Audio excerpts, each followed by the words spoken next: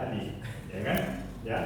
Nah, sekarang saya buat data frame dari X. Dua-duanya itu, ya kan? Mirip kan yang tadi, apa anehnya ya? Nah, data frame X-nya saya transpose, jadi data frame TX, ya. Saya enter, nah itu data seperti ini. Nah itu udah hampir bisa di copy ke Word tadi, tinggal dikasih koma, ya kan? Ya, intinya rumusnya combination COMBN, ya. Nah itu misalnya. Ya ini sekitar cerita aja bagaimana saya tadi, ya kan, membagi. Nah, oke. Nah sekarang apa lagi tadi? Ya, jadi oke kan ya. Nah kemudian dan ya ini data frame dan data frame TX. Kemudian ya kembali lagi ke tugasnya. Jadi masing-masing sudah senang, sudah kebagian. Nah itu data. Nah sekarang exercise ini tidak sulit, membuat ANOVA per lingkungan dan gabungan antar lingkungan. Nah sekarang apa itu lingkungan? Ya, nah sekarang di sini, ya, jadi istilahnya, jadi kita buat ada dua skenario.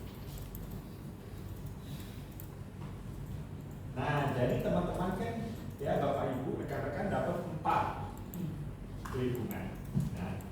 Nah, kita bagi menjadi dua skenario A dan B. Kalau skenario A atau model ya, kita sebut model A. Model A itu kita anggap dua lokasi pertama itu pengujian di tahun 2009. Dua lokasi kedua di tahun 2010. Anggaplah demikian. Ya, ya kan? Dari 4 kita bisa yang pertama dan yang kedua, ya di tahun pertama, dua lokasi berikut itu kemudian di tahun ini. Nah sekarang yang B kita anggap L1 sampai L4 ini 4 lingkungan tanpa memilah 4 lingkungan. Ya. Nah itu diterjemahkan di sini, ada model A dan model B. Ini sumber gerakan. Ya. Sekarang pertanyaannya gimana bisa ketemu ya? Nah sekarang yang mudah dulu kita lihat model B, ya yang mudah dulu. Jadi ada 4 lingkungan analisis gabungan. Jadi kan mirip dengan yang tadi pagi kita diskusikan, ya, yang tadinya yang dinaulkan sekarang menjadi lingkungan. Nah sekarang pertanyaannya jadi gini, kita mempelajari hubungan dua faktor. Hubungan dua faktor itu bisa bersilang, nih, ya, yang kita sebut interaksi ini bisa bersilang, bisa juga bersarang. Ya. Kapan dia bersilang, kapan bersarang? Nah, kita lihat ini. Kalau kita punya di sini katakanlah lingkungan 1, ya, ini lingkungan 2, ya, karena G-nya ada berapa tadi? G-nya ada 10 ya? Ya, 1, 2, 3, 4, 5, 6, 7, 8, 9, 10 ya? Ya, kira-kira gitulah ya. 1, 2, 3, 4, 5, 6, 7, 8, 9, 10. Ya. Nah, sini ulangan 1, ulangan 2, ulangan 3. Ya, sini ulangan 1, ulangan 2. Genotipnya 10. Ya. Oh iya, tadi katanya tadi kita ingin melihat pengacakan katanya. Oke, kita acak. Kalau pakai software Star justru mudah pengacakannya. Ya. Sekarang dia pakai Excel dulu. Ya. Pakai Excel, gimana cara mengacak untuk 10? Itu baru untuk 2 lokasi ya. Lokasinya tadi ada lingkungannya lingkungan ya, bukan sini, lingkungannya ada 4. Nah, jadi misalnya kita ambil angka acak, ya ini genotipe, ini angka acak atau bilangan acak. G1, G2, ya kan? Ya diharapkan ini dikode aja G1 sampai G10 ya. Lihat, bilangan acak ambil pakai fungsi rank, ya sama dengan RAND. RAND kurung buka kurung tutup rank. Ya, enter, klik, keluarlah suatu magic number, ya. Nah ini, kok keluarnya 0,9, ya kan? Nah, ya kita copy. Nah, angka acak itu, yang 0,9 ini berubah ya. Setiap kali kita melakukan, ya kan? Nah ini adalah angka acak dalam kisaran 0 dan 1. Oke. Nah jadi, ya, nah, setiap kita melakukan ini sesuatu kepetikan, misalnya kita ketik titik, oh angka acaknya berubah, misalnya kan, halo, berubah lagi, ya kan? Apa kabar? Nah, berubah lagi semuanya, ya. Atau tekan tombol F9 berkali-kali, sekali tekan itu berubah, ya. Ya, kalau saya tekan. Ya, itu menunjukkan saja ya. Sorry. Ya. Nah, kemudian layoutnya gimana? Ya, ini layout kita nih. Ulangan 1, ya, ulangan 2, ulangan 3. Jadi ini layout kita. Ya. Nah, ulangan 1 kita acak nih, kita blok. Ya. Nah, ini kan genotipenya terurut. Bilangannya acak, ya. Nah sekarang kita urutkan bilangan acaknya, urutkan berdasarkan bilangan acak sehingga genotipenya jadi teracak, ya, gitu kan?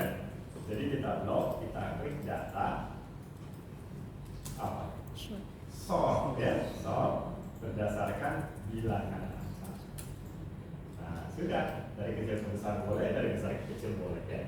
Kita klik OK. Nah maka genotipenya teracak, ya. Nah ini tinggal di copy, kemudian di paste. Oh ini ulangan 1 udah dapet, ya.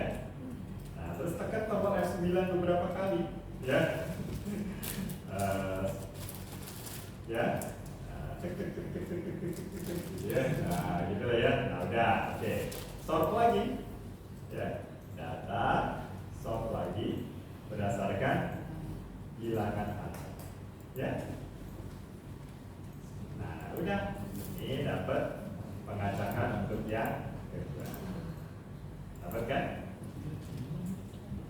Kok G10-nya sejajar ya di sini ya? Ya nggak apa-apa. Ya itu sudah dari proses pengacakan. Ya. Ambil aja seperti itu. Kok ini ceknya di tempat yang bagus ya? Nggak apa-apa juga. Ya. Harusnya kan komunikasi ya. Oke, tekan F9 lagi. Tik tik tik tik tik. Nah, gitu.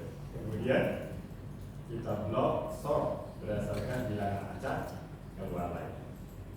Ya ini cara lain selain kertas ujian yang dulu-dulu. Nah, ini apa namanya kertas cara pengacakan. Ini penting loh. Acakan itu penting, ya kan? Kalau kita melakukan penempatan sistematis, ya, asumsi ANOVA itu setidaknya ada 3. Yang pertama, galat saling bebas. Galat saling bebas itu, ya, itu bisa kita anggap terpenuhi kalau kita melakukan pengacakan yang benar.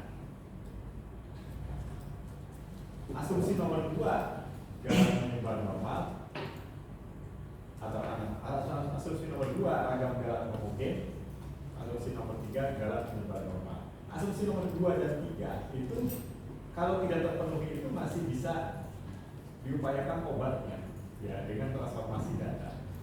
Tapi asumsi nomor 1 ini, ya kan, galat saling bebas, ya, yang terpenuhinya dengan pengacakan dan penempatan yang benar tadi, ya, itu saya mendapat informasi dari, mungkin saya membaca literatur atau informasi itu tidak ada obatnya itu. Kalau itu dilanggar, percobaannya perlu diulang. Artinya misalnya kita tidak melakukan pengacakan ini, melakukan penempatan sistematis. G1 sebelah kiri, G10 sebelah kanan. Ulangan 2 nya juga gitu, G1 sebelah G10 gitu, ya kan? Seperti itu penempatan sistematis tidak mengacak. Ya? Nah itu bisa jadi galat tidak saling bebas. Ya kan? Kalau ada indikasi galat tidak saling bebas, nah itu ada asumsi yang dilanggar dan itu konsekuensinya besar terhadap percobaan. Ya. Percobaannya kiranya perlu diulang. Nah jadi ya. Ini pengacakan. Ya.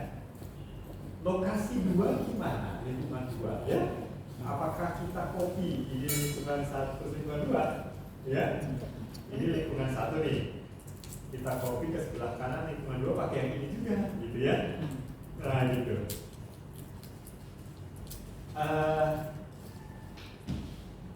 Apa? Pendekatan yang benar bukan demikian. Ya, pendekatan yang benar lakukan pengacakan lagi untuk lingkungan 2 seperti itu. Pengacakan yang beda. Kenapa? Ya tadi, misalnya kalau ada kenapa, ya misalnya gini, misalnya G2 ini dia kata G8 katakanlah ya, tanamannya lebih tinggi, dia menaungi G2, ya, sehingga G2 ini kurang beruntung dia di dekat G8, misalnya ya, karena tapi ini kan by chance, karena kebetulan nggak bisa aja, ya. Nah tapi ini tidak beruntungnya G2 ini terulang lagi jadi lokasi 2 dan lokasi yang lain, ya kan? Sehingga itu bisa menyebabkan bias dalam pengambilan kesimpulan. Kita bilang G2 itu jelek, padahal memang karena dia selalu dinamik di 8 di bawah. Ya kan? Bisa jadi kan? Nah jadi lakukan pengacakan secara terpisah untuk setiap ulangan dan setiap lokasi, ya, secara independen.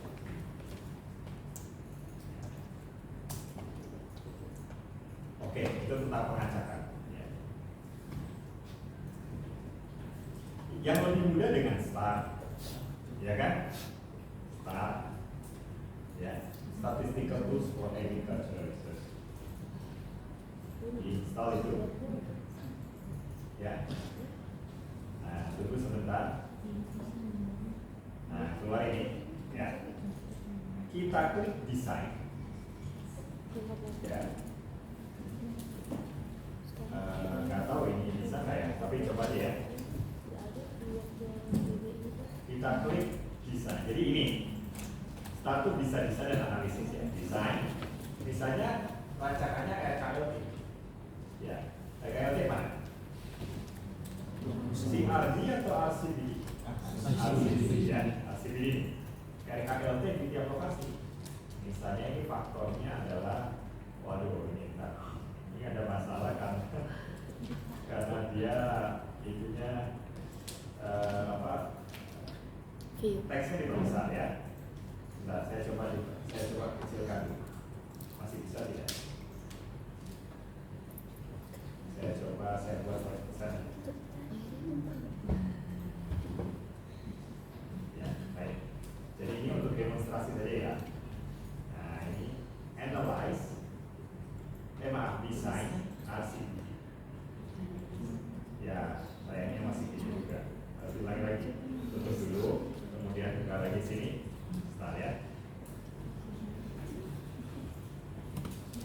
Start itu saya tidak tahu sekarang bisa di-download tidak di website ininya. Ya kan, terakhir saya sempat mengecek ke sana menghilang. Tapi ya, saya masih punya arsipnya.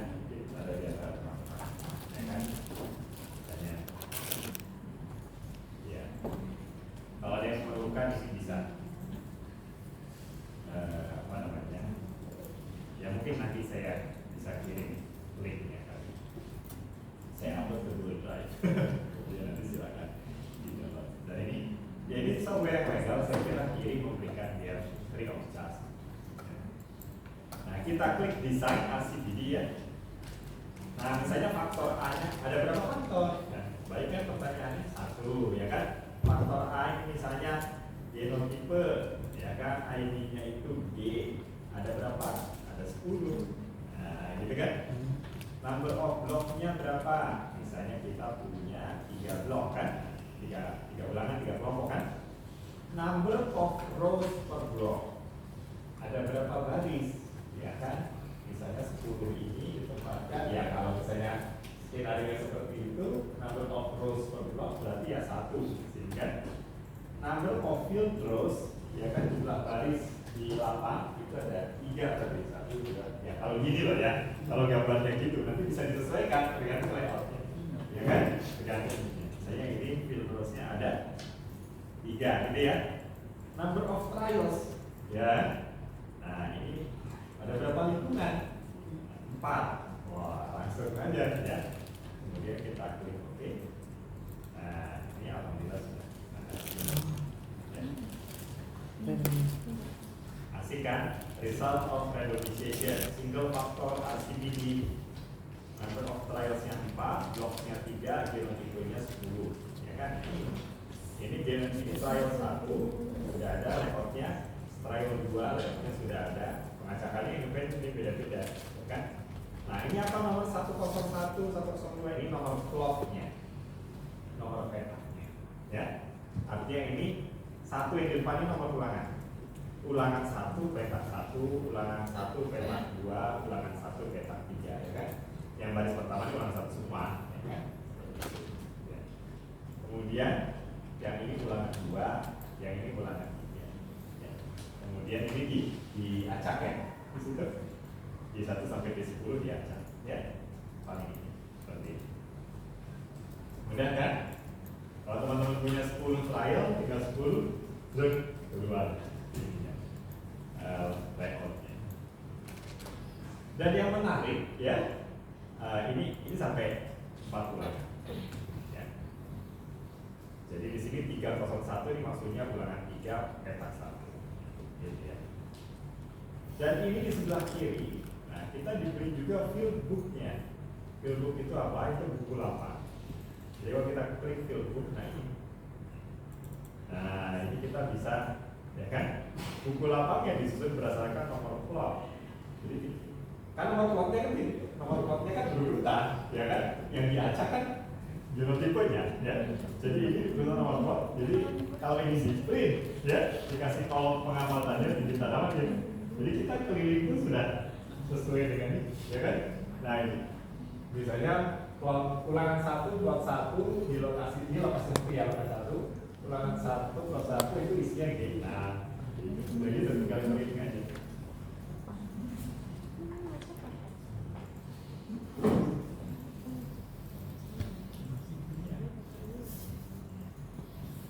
Bagus ya. Oke, kita coba. Kalau yang kayak ini, kalau split plot gimana? Ada bisa juga, ya. Split plot multi lokasi bisa, ya. Split plot seperti dia ulang. Splitnya 2 kali, split plot bisa, multi lokasi lagi bisa, interaksi 4 faktor.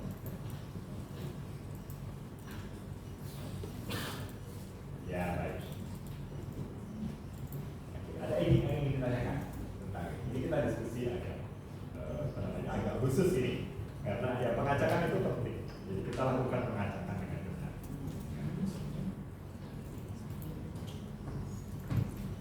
Pak, kalau kita melakukan pengacakan ulangan, bukannya ulangan 1 harus berurut ya Pak? Tidak haruskah? Ulangan 1, 2, 3 nya? Ulangan 1-nya. Oh iya, ada yang menempatkan ulangan 1-nya berurut ya. Ya mungkin Pak Hajriya dalam percobaan beliau juga menempatkan ulangan 1-nya berurut ya.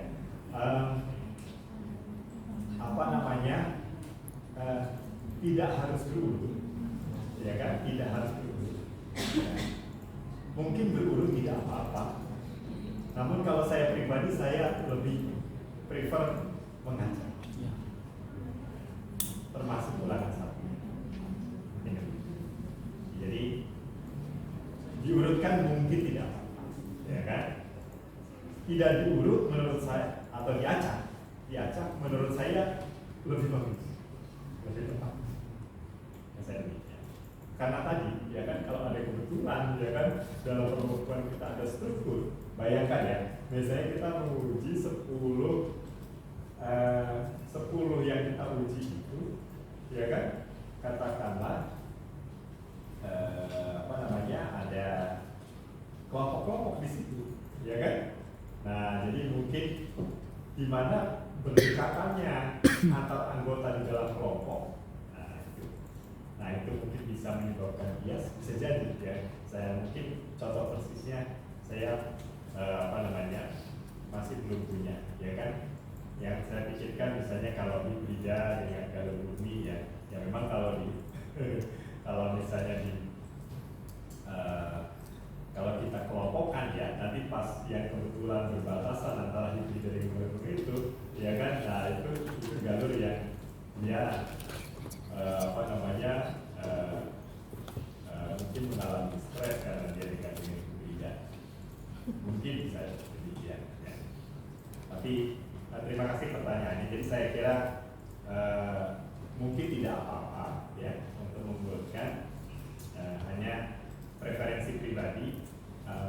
Saya lebih cenderung untuk mengacak semua ulang.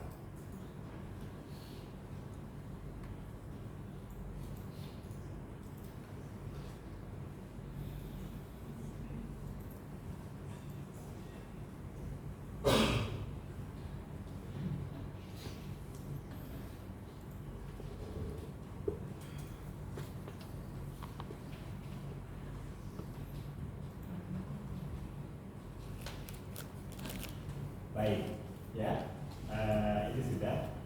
Nah, kita lanjutkan diskusinya. Baik, kita masih ada waktu sedikit banyak.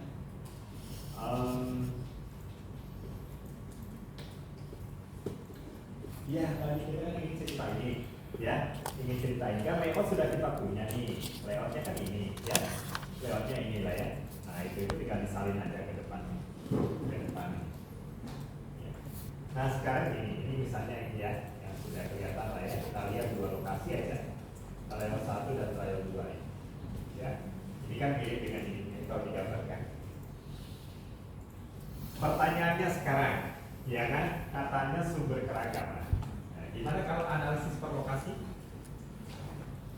Analisis per lingkungan ya, istilahnya lingkungan lah ya, per lingkungan.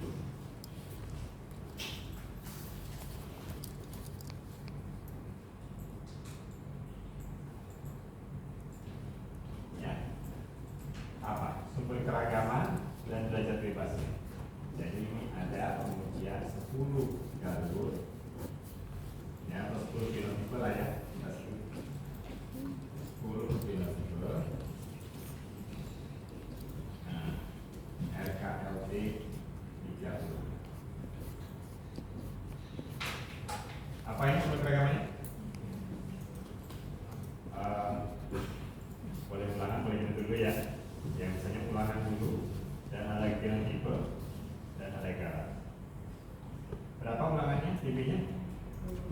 Ya, 3 kurangi 1, 2. Genotipe berapa? 10 kurangi 1, 9. Garat 2 kali 9, 8. Ya. Ini di lingkungan 1 kita punya apa seperti ini. Lingkungan 2 gimana? Sama. Ya. Sama tidak? Layoutnya sama, layoutnya ya, isinya beda ya. Hasil analisnya beda. 2, 9, 8. Beda ini kan bagian dari tugasnya. Buat ANOVA per lingkungan ya, very easy ya. Nah, itu buat ANOVA per lingkungan. Sekarang buat ANOVA gabungan antar lingkungan yang kita lihat model B dulu, ya. Jadi ANOVA gabungan antar lingkungan, ya. Ya, kita model B dulu, ya. Sumber keragaman apa ini? Lingkungan, ya. Kemudian ulangan dalam lingkungan, kemudian genotipe, ya kan? Genotipe interaksi dengan lingkungan, kemudian skala. Berapa degree lingkungannya? 4 kurangi 1, 3. Ulangan dalam lingkungan, ulangannya ada berapa? Min R min 1 kali L. Jadi gimana? Kan 3 kurangi 1 kali 4. Berarti apa? 8. Genotipe? 10, 9, 11. Ya betul. 10 min 1 itu 9. GL berapa? 9 kali L nya 3. Berarti ya L-nya itu total terkoreksi berapa? Ada berapa? Yang paling besar dulu. Yang paling besar itu lingkungan ada 4, ulangannya ada 3, genotipenya ada 10, dikurangi 1 berapa ini? 119 ya. Garatnya tolong dihitung. Jadi garatnya 119 kurangi yang di atasnya.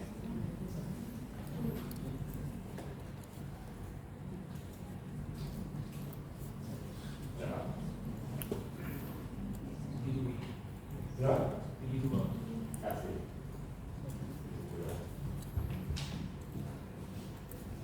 Nih, nah, sekarang ini, kenapa? Ya, hubungan dua faktor ada bersilang nih, ada tersaran. Ya, nah untuk mengetahui hubungan dua faktor bersilang atau tersaran, nah kita periksa aja, ya. Misalnya genotipe, hubungannya apa sih dengan lokasi dalam hal ini dengan lingkungan? Apakah bersilang ini, ya kan? Ataukah bersilang atau cross classification ya? Nah, bersilang atau tersaran? Tersaran, ya. Nah, sekarang masih tanda tanya. Ya. Nah, lihat aja, ya.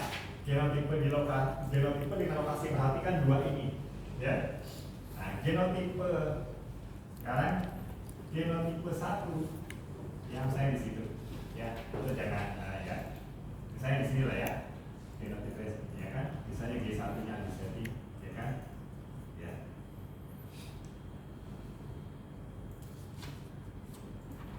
Genotipe 1 di lokasi 1 sama tidak dengan genotipe 1 di lokasi 2?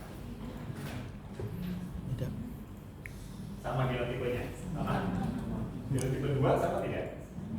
Sama. Genotipe 3? Genotipe 4? Semua genotipe? Sama. 1 sampai 10 di lokasi 1 dengan 1 sampai 10 di lokasi 2 sama. Ya kan? Kalau begitu, itu bisa dipelajari interaksinya. Ini. Bisa bersilang. Sekarang ulangan dalam lingkungan. Ya. Ulangan 1 di lingkungan 1 sama tidak dengan ulangan 1 di lingkungan 2? Beda. Beda. Beda ya? Ya kan?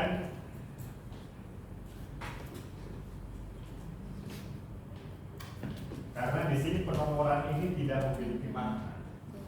Ya. Kalau ini saya bilang ulangan 3, ini ulangan 3, ulangan 2, ulangan 1, ya kan?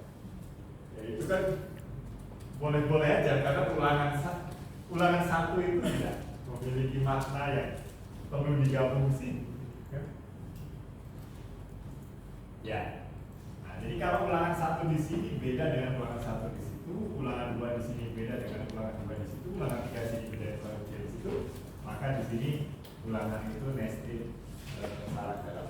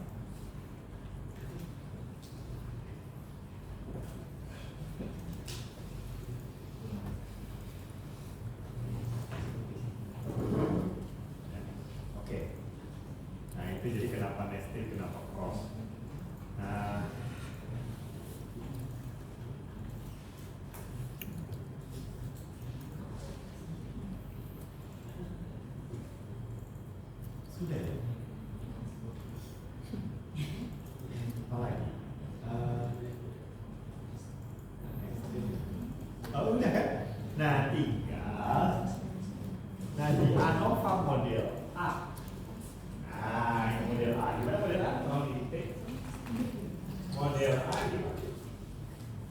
Ini bisa lah ya, bisa kan? Nah, sumber keragaman dan belajar bebasnya gimana?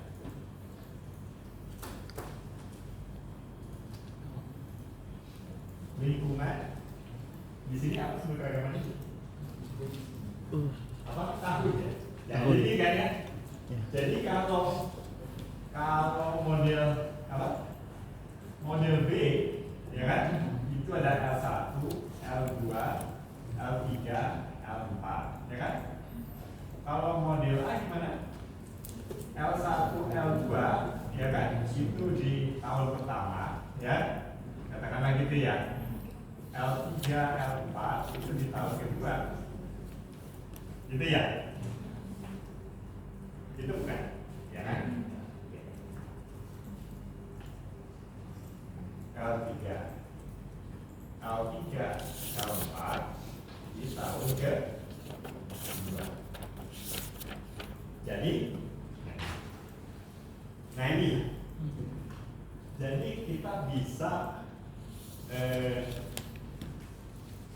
membangun model. Ya.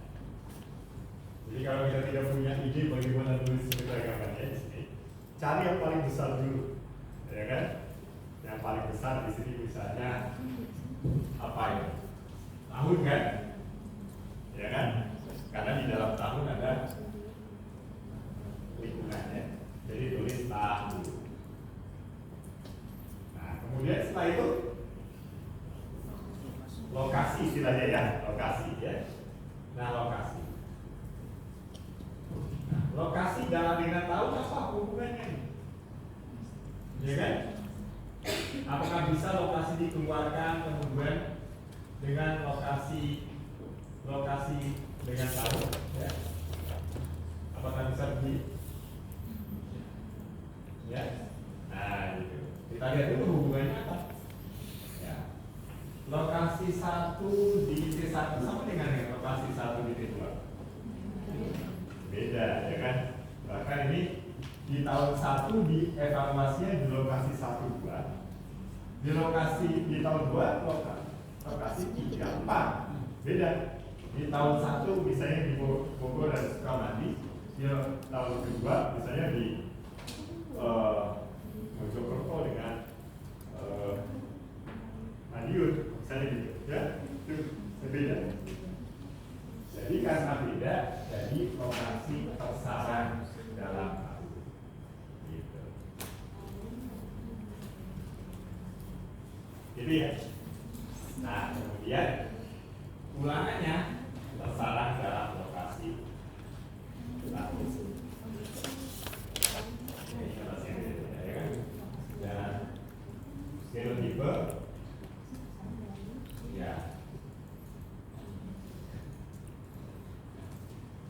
ulangan tersaran dalam ya.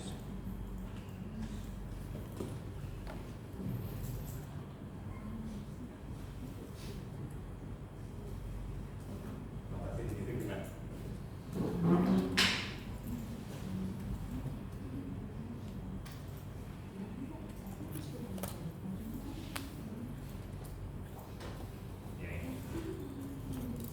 Ulangan dalam tahun lokasi. Oke, seperti itu ya. Jadi kita lihat ini ya. Jadi ini tidak saya tulis lagi lah ya, sudah ada di situ.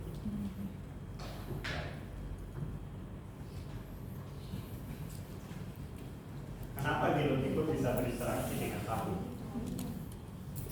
Karena genotipe di tahun 1 sama yang genotipe tahun 2 ya, bisa dipelajari interaksi. Genotipe dengan lokasi bisa dipelajari juga kan? Ya kan? Genotipe di lokasi 1 sama yang genotipe di lokasi 2. Aja lokasinya tersaran dalam tahun mengikuti ini, ya kan? Jadi diambil komisi, ya kan? Sudah dipegang model A dan model B.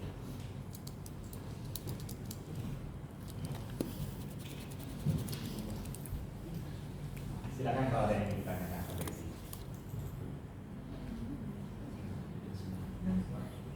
Kalau misalnya lokasinya sama, misalnya L1 dan L2 tapi dia di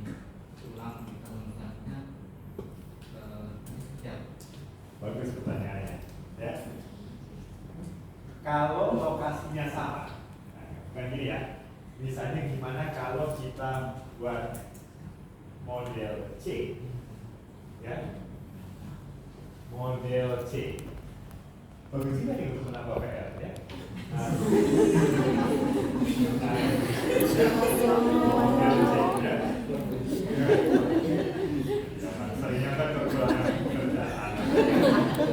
Model C.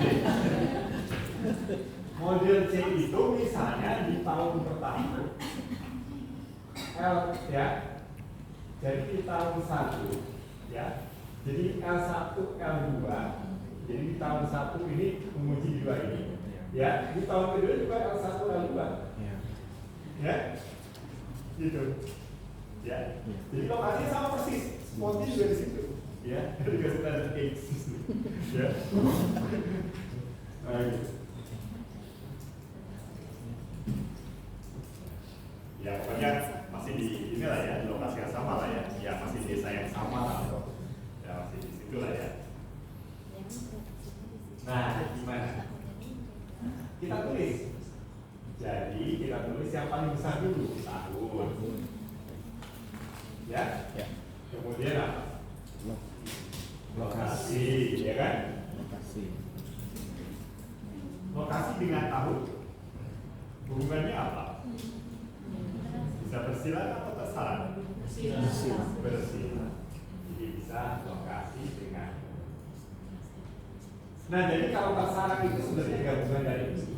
Kalau tersalah itu, ya jadi kalau ini lokasi dalam tahun itu, kalau dijabarkan jadi, ya kan? Hanya bisa dijabarkan tidak, kan itu kan ya. Dia bisa dijabarkan kalau modelnya gini, ya kan? Di dua lokasi ini. Apa?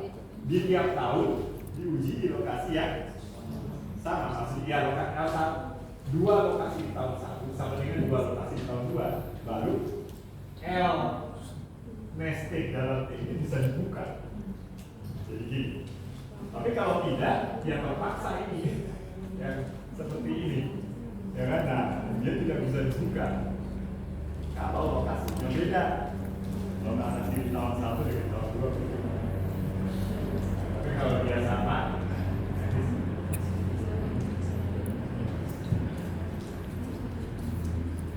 nah, untuk membuktikan kita itu belajar bebas, ya. Nah kemudian gimana? Berikutnya, tapi ini sementara kita hapus dulu yang kanan ya. Nah ini modelnya ini, ya. Kemudian apa lagi? Berikutnya ulangan dalam sama lokasi tahun ya. Kemudian genot, ya. Kemudian genotipe lokasi, genotipe tahun, genotipe lokasi tahun. Ya kan?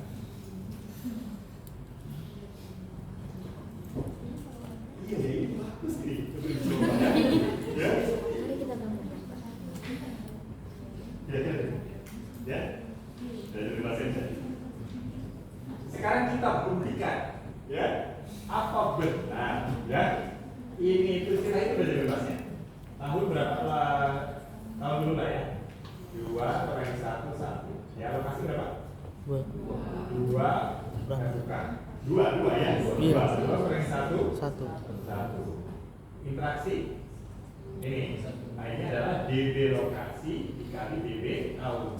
Jadi 1 kali 1 1. Kan? Nah, apa benar ya katanya ini itu sama dengan lokasi nested tahun? Ya, kita hitung. Ya, ini udah lah ya. Nah, ini udah. Ini udah.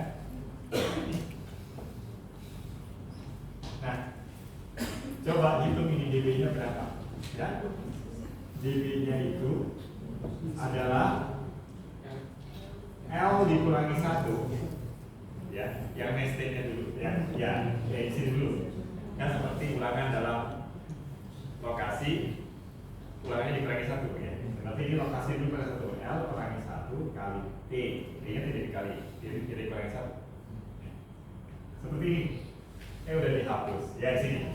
Ini gimana nih? L min 1 kali L. Ini kan? Jadi ini kan berapa gimana? 3 kurangi 1 kali 4. Ya? Jadi berapa? 8 kan tadi? Yang tadi ini. Nah, kalau ini juga L dikurangi 1 kali T. Jadi gimana? Berapa ini? L-nya ada berapa? L-nya ada 2. Kurangi 1 kali T-nya 2. Jadi berapa? 2. Ini sama dengan ini. 1 tambah 1, 2. Ya? Jadi ini penjabaran dari Menarik.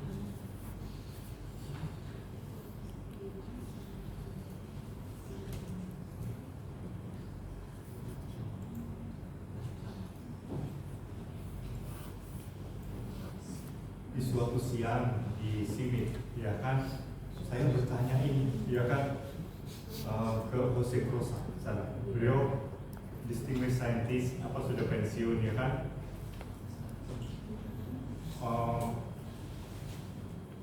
Ini tuh bagaimana gitu ya tentang antara nested dan cross, ya kan?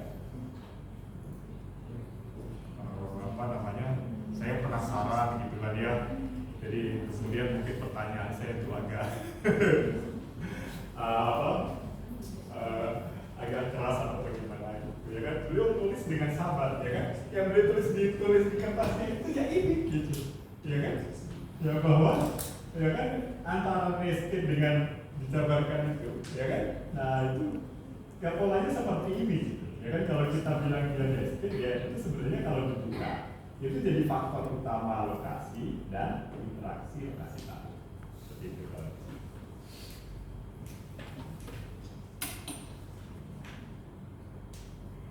Setelah diberitahu begitu, oh iya ternyata begitu ya, ya kan?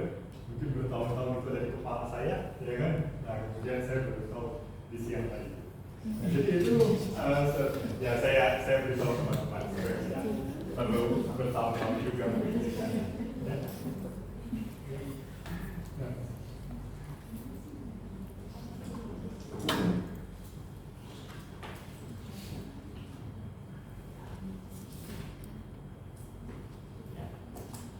Jadi menarik model building, ya.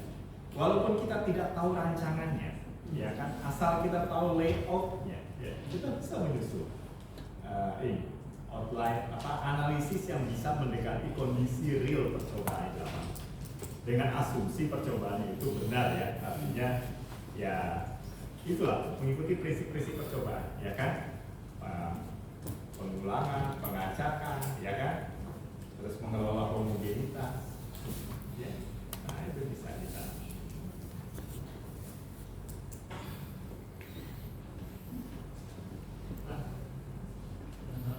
Boleh ini Pak, masing-masing pahami di lokasi bersyarat tahun sama ulangan bersyarat lokasi tahun dan lokasi itu gimana?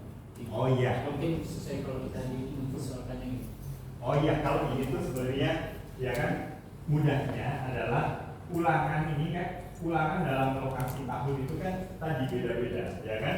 Jadi kan ini ada misalnya ini ada tahun 1 lokasi 1, ini tahun 1 lokasi 2, ya kan? Ulangan di sini dengan ulangan di situ beda kan? Jadi dia nested. Dia nested kan? Misalnya sini tahun 1 lokasi 1, ini tahun 1 lokasi 2. Ulangan 1 di sini dengan ulangan 1 di sini kan beda, ya? Nah, jadi ulangan itu nested dalam tahun dan lokasi. Kalau kenapa tahun dan lokasi itu berinteraksi gitu? Yang tahun kan ulangan besaran tahun lokasi. Ya, bagus pertanyaannya. Jadi klasifikasi di sini, ya, klasifikasi di sini itu ulangan.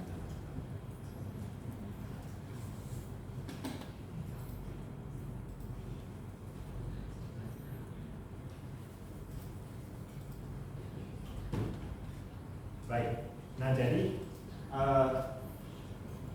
kalau saya memahaminya, di sini ulangan tersaran dalam tahun dan lokasi. Jadi setahu saya belum meneliti detail ya kan, dalam satu klasifikasi kita tidak bisa nested 2 kali. Ya kan? Kalau cross itu kita bisa 3 faktor C, L, D seperti itu, ya kan? Nah, tapi kalau nested saya tidak tahu, tapi mungkin, ya kan? Atau pasti mungkin juga bisa, mungkin juga tidak ya. Nah, tapi apa namanya klasifikasi. Nah, klasifikasi ini memang saya belum bisa membaca secara persisnya itu bagaimana. Tapi biasanya saya membacanya ulangan persarang dalam tahun dan rotasi, ya kan? Dan rotasi analisis datanya biasanya di sini ada bintang. Nah, kira-kira demikian.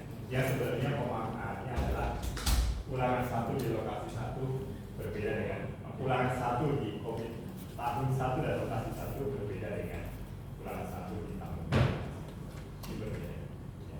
Bagus pertanyaannya. Jadi saya belum tahu persisnya tentang kenapa klasifikasi ini disebut ulangan, kenapa ini cross di sini. Namun apa namanya? Saya kira jawabannya bukan yang tadi juga, bukan karena tidak bisa nested 2 kali dan tidak bisa cross 2 kali, tapi apa namanya, untuk pembacaan pemaknaannya saya kira demikian sampai. Jadi bagus. Ada lagi? Oke, udah bisa ya. Yang terakhir, kalau SASI udah bisa lah ya. Nah, tentang random dan fixed effect, ya, random dan fixed effect. Nah, saya punya slide Pak, slide bagus. Nanti mungkin saya share slide-nya. Tadi slide yang tadi pagi, di salah satu slide-nya itu sebenarnya ada yang ada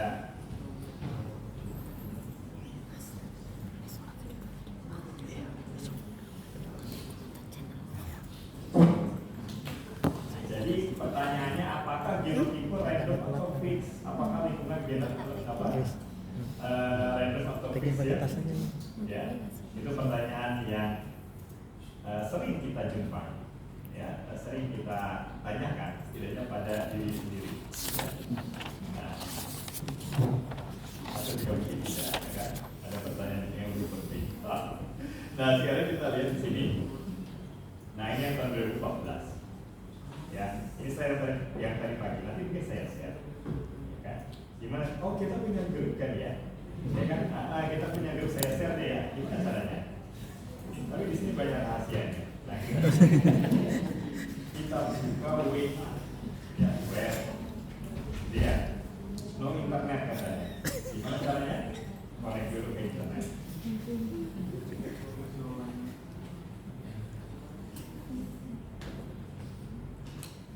Ya, tapi ini belum dibuat PDF. Ya benar ya. Belum PDF-nya dulu ya.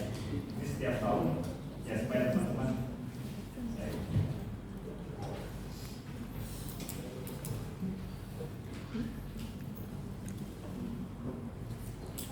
Tapi nanti dibaca Pak Haji ya, nggak apa-apa ya.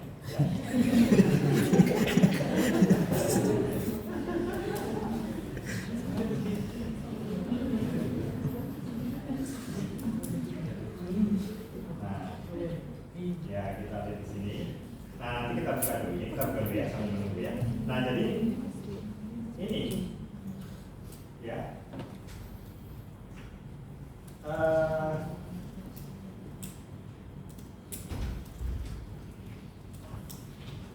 Ya, mungkin karena ini saya upload aja dulu ya, supaya ya.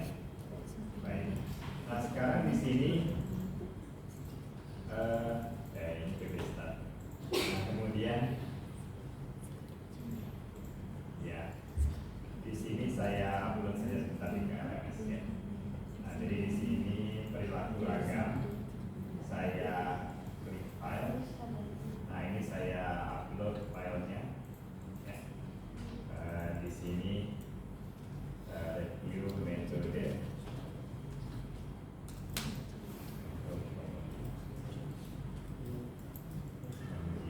Saya upload ke situ ya.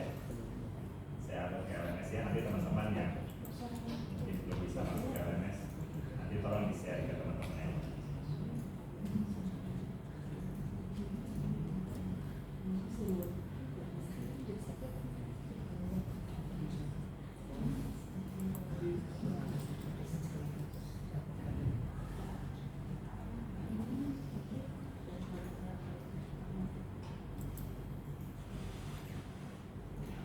Ya, bagus kan? Nah ini bisa di-download harusnya. Kemudian silakan di-refresh. Nah itu kita ke back sini sebentar.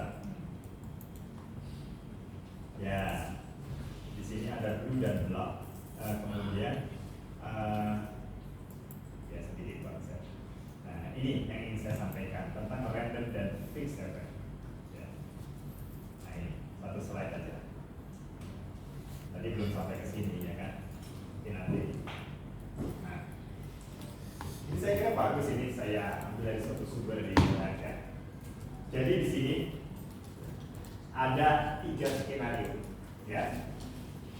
Ini dalam uji F dan dalam pendugaan komponen ragam. Yang pertama di sini random location, random treatment. Treatment itu genotipe. Jadi lokasi atau lingkungan sebagai faktor acak, genotipe sebagai faktor acak. Dua-duanya acak.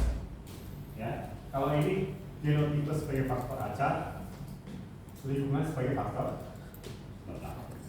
Kemudian ini fixed location, fixed treatment, dua-duanya sebagai faktor tetap. Kalau ini lokasi sebagai faktor acak, lingkungan sebagai faktor acak, dan genotipe sebagai faktor tetap. Ya, gitu ya. Kalau ini dua-duanya acak, genotipe dan lingkungan. Kalau ini lingkungannya acak, lingkungannya faktor acak, genotipe faktor tetap. Ini dua-duanya faktor tetap. Ya. Baik. Nah, jadi dalam exercise kita, karena supaya ini menyambung ke pendugaan heritabilitas, kita asumsikan dua-duanya faktor acak. Ya, dalam latihan kita itu, kalau lihat listingnya, ya kan itu ditulis dua-duanya faktor. Digunakan model acak semuanya, ya kan? Semuanya faktor acak. Nah, jadi gini, dalam real life-nya, ya kan, uji fungsi lokasi, ya kan. Nah, jadi biasanya lokasi ini adalah faktor acak atau faktor tetap. Kapan kita menggunakan faktor acak? Kapan kita menggunakan faktor tetap? Ya kan? Ya di antaranya, ya itu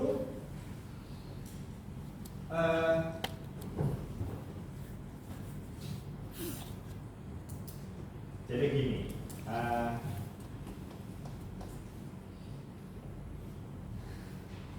Kalau yang pertama adalah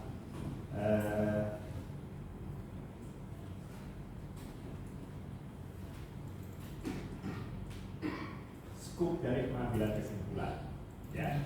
Apakah kita ingin melakukan ekstrapolasi atau tidak? Ya. Nah, jadi gini misalnya, kalau misalnya ini ada 100 genotipe, ya kan? Ya. Kita ambil secara acak 10 genotipe. Contoh yang kurang bagus. Ya kan? 300 genotipe. Ya. Kita menguji 30 genotipe. Ya. 30 genotipe ini diambil secara acak dari 300. Bagus-bagus tidak genotipenya? Bagus. Ya kan? Bagus. Ya, anggaplah genotipe ini. Ya kan, ada yang bagus, ada yang jelek di 300 ini. Ya. Kita ambil secara acak 300. Bagus semua tidak? Kita ambil secara 30. Bagus semua tidak? Tidak. Tidak, ya kan, ada yang bagus, ada yang jelek di sini. Nah itu yang kita uji. Nah, dan dari sini kita bisa biasanya menduga ragam genetik, ya kan, heritabilitas. Nah seperti ini. Ya.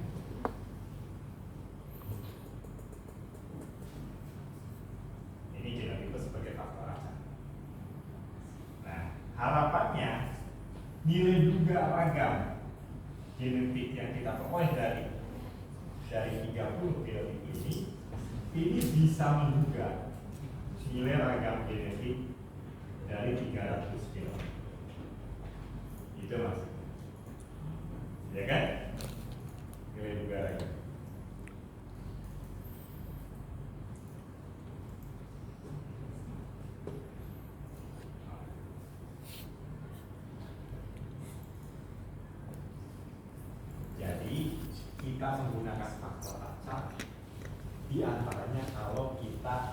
tertarik pada ragam. Ya, kalau kita membuka ragam genetik, heritabilitas, ya, itu umumnya genotipe dianggap sebagai faktor acak. Setidaknya genotipenya seperti itu. Ya, jadi yang ini.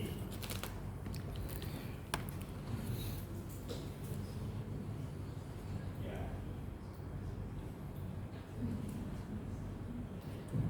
Yang ini. Yang ini. Ya, ini soalnya sama ini. Dari sini ke bawah nanti sama di sini. Ini dan ini. Ya. Jadi genotipenya sebagai faktor. Nah ini genotipe sebagai faktor acak.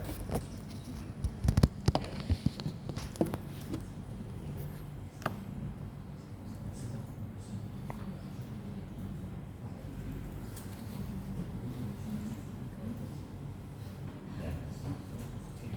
Bisa kan baca itu? Bisa lah. Nah ini, ya. Ini kan, ini nilai juga apa? Ini kita lihat nilai harapan pada tengah. Ya kan? Nah seperti ini. Ini kalau genotipe sebagai faktor acak dan lingkungan sebagai faktor acak. Biasanya genotipe sebagai faktor acak.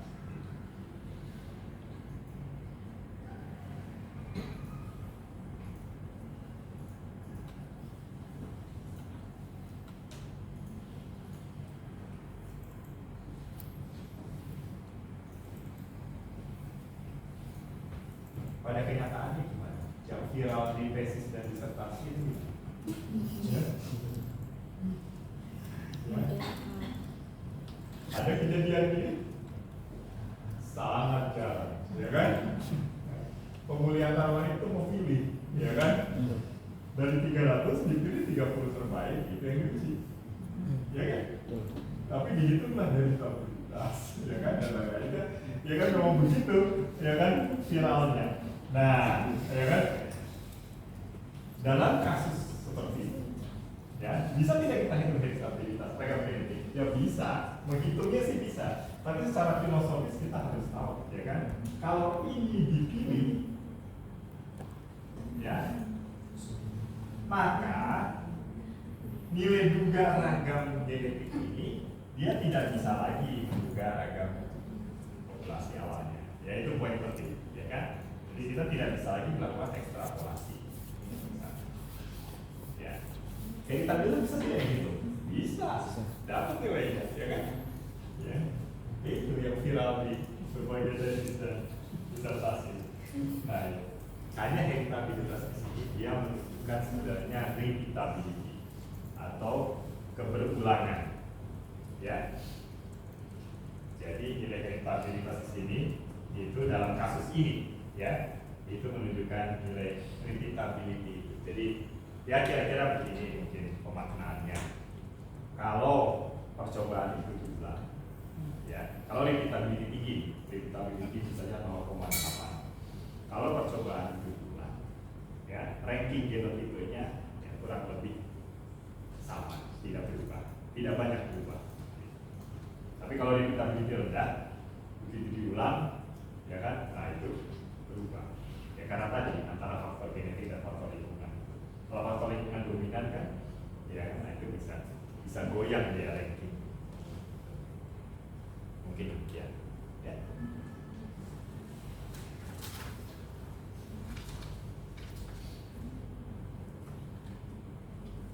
Ya jadi yang sering kita lihat, ya kan, dalam itu sebenarnya heritability itu sebenarnya bermakna repeatability. Ya.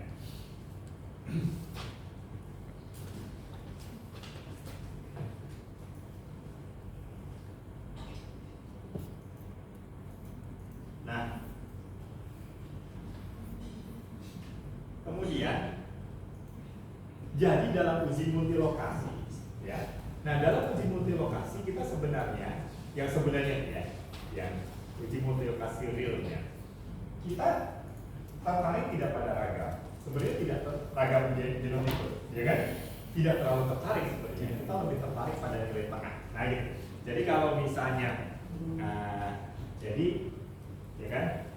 Jadi kalau kita lebih tertarik pada nilai tengah, dan kita tidak ingin melakukan ekstrapolasi, ya kan? Kalau tadi kan kita ingin seperti menduga ragam di sini, kemudian kita mengekstrapolasi nilai ragam di sini.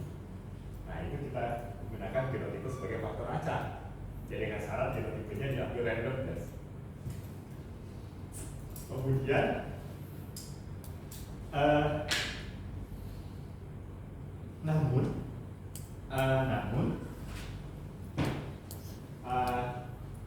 kalau uji multilokasi kan kita tidak tertarik pada ragam sebenarnya, ragam genotipe, tidak tertarik sebenarnya dengan heritabilitas, ya kan? Kita tertarik pada nilai tengah genotipe. Nah, biasanya kalau dan kita tidak ingin ekstrapolasi kemana-mana, cuma memperhatikan 10 genotipe. Nah, oleh karena itu, ya kan? Nah, saya pribadi menyarankan dalam analisis uji multilokasi itu genotipe sebagai faktor tetap. Ya, genotipe sebagai faktor tetap. Itu dia. Ya, kalau ini fix, ya. Baik, genotipe sebagai faktor tetap, ya. Nah, itu. Alasannya jelas, karena kita tidak ingin ekstrapolasi kemana, kita tidak melakukan ekstrapolasi, kita tidak tertarik pada ragam, kita tertarik pada nilai tengah. Itu alasan yang kuat untuk menjadikan genotipe sebagai faktor Tetap. Nah, sekarang lokasi gimana? Ya, lingkungannya gimana? Oke, ini fisik. Tapi sekali lagi yang kita diskusikan sekarang ini, ya, itu dalam uji multilokasi, analisis uji multilokasi sebenarnya, ya kan? Tapi dalam exercise ini supaya menyambung, karena minggu depan insya Allah kita ingin mendiskusikan tentang heritabilitas, ya. Heritabilitas kan genotipe sebagai random effect, ya kan? Jadi kita asumsikan genotipe random di tugas ini, di listriknya juga seperti itu, ya. Itu alasan untuk supaya nanti nyambung dengan heritabilitas. Heritabilitas kan, kalau ingin menduga heritabilitas itu genotipe dianggap sebagai faktor acak. Seringnya demikian. Ya kan? Hanya tadi, kalau kita analisisnya faktor acak, apakah kita bisa ekstrapolasi atau tidak? Nah, itu harus sangat hati-hati. Kalau dia benar-benar diambil secara acak dari populasi genotipe kita, nah itu kita bisa ekstrapolasi. Tapi kalau tidak, ya berarti ragam genetik, dan juga kalau kita hitung heritabilitas, ragam genetik yang tidak bisa kita ekstrapolasi itu adalah ragam dari genotipe yang kita uji. Heritabilitasnya itu mengindikasikan repeatability. Tapi kadang di teknisnya seperti tadi dibilang adalah yang viral itu kan memang dengan menduga heritabilitas itu kadang menjadi alasan bahwa karakter tertentu bisa digunakan buat seleksi dan segala macam. Kan itu lagi-lagi dalam rangka ekstrapolasi, Pak. Berarti pemahaman yang perlu diluruskan itu bagaimana, Pak, ketika data itu cuma satu set gitu ya. Pembahasannya berarti kan perlu ada diluruskan cara membahas ketika cuma satu set data gitu. Gimana, Pak? Maaf. Baik. Terima kasih banyak, ya. Bagaimana kalau kita punya satu set data dan kita perlu menghitung heritabilitas untuk memilih karakter seleksi? Iya. Ya, kita pilih misalnya karakter, kita perlu memilih karakter suku ya, yang heritabilitasnya tinggi. Saya kira dalam keadaan kondisi keterbatasan, ya kan, itu mungkin yang terbaik yang bisa dilakukan. Bisa jadi kan, dengan kondisi yang terbatas, mungkin ya itu maksimal yang bisa kita lakukan. Tentunya dengan kita hanya punya satu set percobaan, kita perlu mengambil keputusan, ya kita menggali data dari apa, menggali informasi dari apa yang kita punya. Ya, saya kira tidak apa-apa. Nah, hanya tadi dimaknai saja, gitu, ya kan, bahwa ya ini bermakna repeatability yang kaitannya dengan keberulangan, yang artinya juga repeatability juga meaningful, ya kan, artinya kalau repeatability besar, ya berarti, ya kan, ranking genotipe itu, ya kan, itu cukup konsisten kalau percobaan itu berulang. Kalau repeatability-nya kecil, berarti mungkin dia akan berubah rankingnya itu, ya kan? Artinya pengaruh lingkungan besar, sama kan? Kalau pengaruh genetik yang besar, ranking itu konsisten. Nah, seperti itu. Nah, jadi itu Itu saya kira informasi yang cukup baik, ya. Kalau itu yang kita punya untuk maksimal, ya kan? Ya. Heritabilitas yang sebenarnya itu yang diambil dari populasi, misalnya dari 20, kita punya 200 individu F2, ya kan, ingin menduga heritabilitas dari situ karena ingin melakukan seleksi F3, ya kan, perlu diduga tuh, ingin menduga kemajuan seleksi, perlu menduga heritabilitas. Nah, kalau itu yang idealnya dari 200 individu F2 itu diambil random, itu yang ditanam, nah itu bisa menduga heritabilitas supaya nilai dua kemajuan seleksinya juga akurat, ya kan. Kalau tidak nilai dua kemajuan seleksinya nanti bisa bias, ya kan. Kalau genotipe F2 nya kita ambil yang, kalau ini kurva normal kita ambil yang tail di sebelah kanan saja, ya kan. Ya kan? Nah itu heritabilitas itu di situ menjadi krusial, ya kan, karena memberitahu kita bakal ketipu atau tidak kan, gitu kan sebenarnya. Ya. Nah, gitu. Nah, itu diskusi yang menarik, ya kan. Nah, mungkin demikian. Jadi tidak apa-apa. Maksudnya yang sesuatu yang yang kita lihat yang tadi, mohon maaf istilahnya viral tadi, ya memang begitulah, ya kan. Ya termasuk ya kan program-program yang kami kerjakan di Jagung nggak ada kami memilih random terus itu kan Loekombo plotnya B4 di pojok situ, ya kan, dipakai kita percobaan di situ saja, ya kan, begitu terbatas, ya kan, dengan lahan terbatas, ya kan, itu tidak sampai terpikir mungkin untuk mengambil random kemudian menguji di situ, ya kan. Jadi memang berbeda itu, seringkali berbeda antara studi genetik dan kemudian tanaman. Studi genetik itu kalau heritabilitas seperti tadi, ya kan, nah kan, kalau dari populasi F2 ke F3, nah itu kan idealnya kita random melihat itu. Nah, jadi dalam kasus tertentu mungkin kita perlu mengambil secara random dalam studi genetik, ya kan. Tapi pemulihan tanaman, ya kan, seleksi itu adalah suatu langkah sangat utama dalam pemulihan tanaman, ya kan. Jadi milih itu ya wajarnya memang kita pilih, ya. Ya tinggal kita memaknainya saja, ya, memaknainya dan hati-hati, ya tadi hati-hati mungkin kita berhati-hati dengan ekstrapolasi. Jadi kalau kita perlu menduga seperti itu, kita perlu yakin sampelnya. Kalau lokasi random atau fix dalam real uji multi lokasi. Random. Kalau lokasi itu random, ya kan, peta Indonesia dia ada di depan kita menjatuhkan pensil, ya kan, jatuhlah yang pertama di laut, yang nggak mungkin, kan, ya kan.